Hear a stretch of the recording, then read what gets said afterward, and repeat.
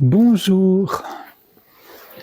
Alors cette fois on y est, c'est vraiment le jour de Noël, n'est-ce pas Jaya? Donc le jour de la lumière, on va dire, pour rester dans la même thématique qu'hier. Et ce que je veux dire aujourd'hui, une courte vidéo, parce que j'ai eu quelques commentaires, très peu en réalité, pas d'incompréhension, mais qui me rappellent que le mot éveil ne leur plaît pas, etc. Je l'ai déjà dit, moi-même pendant des décennies, j'employais pas le mot éveil. Ça me dérangeait. Aujourd'hui, je l'emploie parce que je répète à l'envi ce que j'entends par là. C'est-à-dire, c'est reconnaître l'espace infiniment ouvert à partir duquel on observe. C'est cela qui constate tout ce qui se présente dans le champ de la conscience. C'est cela qui voit les pensées, les sensations, les perceptions, etc. Donc, remplacer éveil par le mot que vous voulez, on s'en fiche du mot, c'est pas très important. Ce qui compte, c'est de bien voir que ce que nous cherchons est toujours déjà là. C'est pas quelque chose qui est éloigné ou qui est en dehors de nous et pour lequel il faut faire le tour du monde ou aller dans certains endroits précis auprès de maîtres ou je ne sais quoi. Non. C'est toujours déjà là. Il suffit de retourner son regard vers l'intérieur, vers le dedans. Mais attention en même temps de ne pas rester concentré sur le dedans, parce qu'il ne faut pas non plus négliger l'apparent dehors. Dedans, dehors, ça n'a strictement aucune espèce d'importance. Sauf que si on est tout le temps projeté vers l'extérieur, on oublie l'intérieur. Et quand on revient vers l'intérieur, on découvre que la tranquillité, elle est déjà là. La paix, elle est déjà là. L'absence d'anxiété, d'angoisse, de peur, de désir, tout est déjà là. C'est seulement quand on se tourne vers l'extérieur et qu'on permet à la pensée de s'emballer, ou qu'on réagit aux sensations de manière, absolument réactive, pour le coup. C'est-à-dire sans la moindre présence, que là, oui, bien sûr, on cultive toutes ces choses-là qui sont pas vraiment réelles, mais qui nous semblent vraiment réelles. Quand on est angoissé, on est angoissé.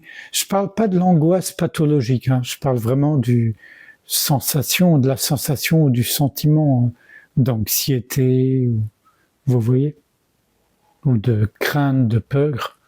Voilà. Donc vraiment, une des excellentes nouvelles, c'est que c'est toujours déjà là. Donc en fait, quand on comprend que ce qui nous empêche de reconnaître ce trésor qu'on porte et qui nous porte, c'est de tout le temps nous projeter vers l'extérieur, vers le devenir, donc dans le temps et dans l'espace, on retourne notre attention vers le dedans. Ça se fait tout seul d'ailleurs, parce qu'il y a une forme de, je ne sais pas si le terme lassitude convient, mais il y a une espèce de cessation de cette dynamique parce qu'on la voit pour ce qu'elle est. Elle mène à rien. À rien en termes de tranquillité, de félicité, de paix, de joie. Elle mène à bien d'autres choses, mais elle mène pas à ça. Or, c'est ça qu'on cherche. La seule véritable stabilité dans ce monde totalement instable, c'est au-dedans, c'est nulle part ailleurs.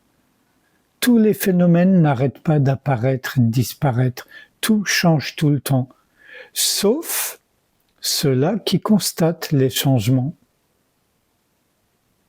Et c'est à ça qu'on fait allusion quand on parle d'éveil.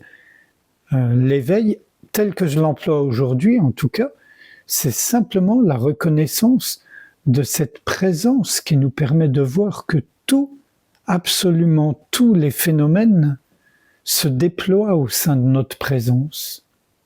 Et quand je dis notre, c'est au sein de la présence parce qu'elle ne nous appartient pas. C'est pas la présence de l'individu X ou Y, c'est la présence tout court, au sein de laquelle l'individu X ou Y apparaît avec toutes ses idiosyncrasies, avec son petit cirque perso, et c'est très sympa.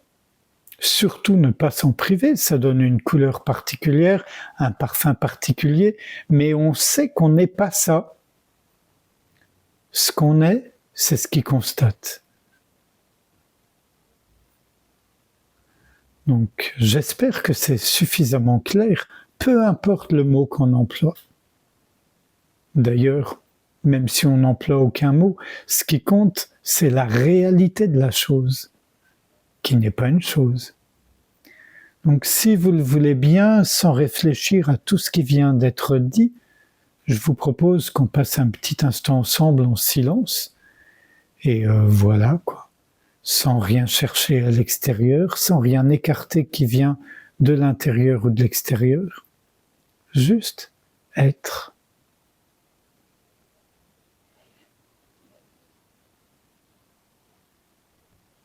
On permet à toutes les pensées, les sensations, les images, on permet à tout ce qui se présente, les klaxons, les chants des oiseaux, le miaulement des chats, on permet à tout ce qui se présente au-dedans et au-dehors de se présenter, durer un moment, puis disparaître, mais on ne s'implique pas dedans. C'est ça le secret.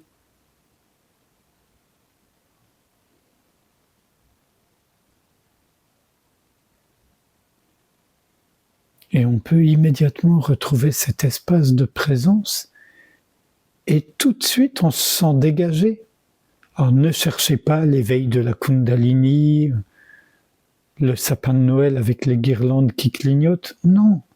Juste cette présence tranquille, immuable.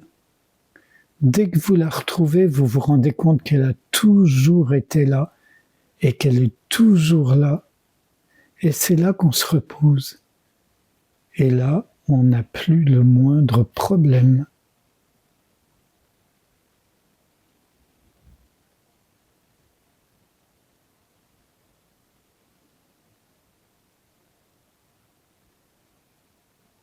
Et on se retrouve ouverture et silence.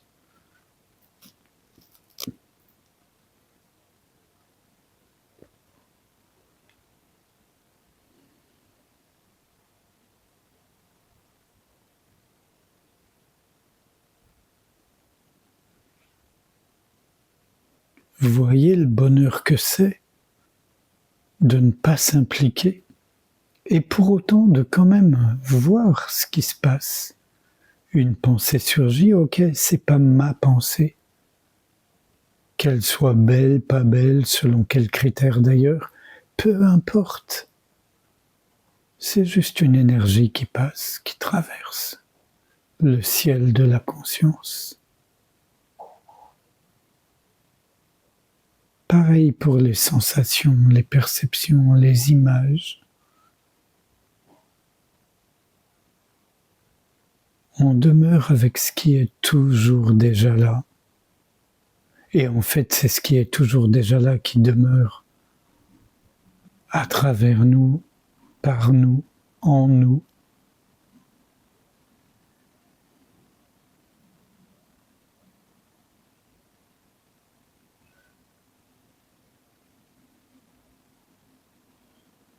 Voilà.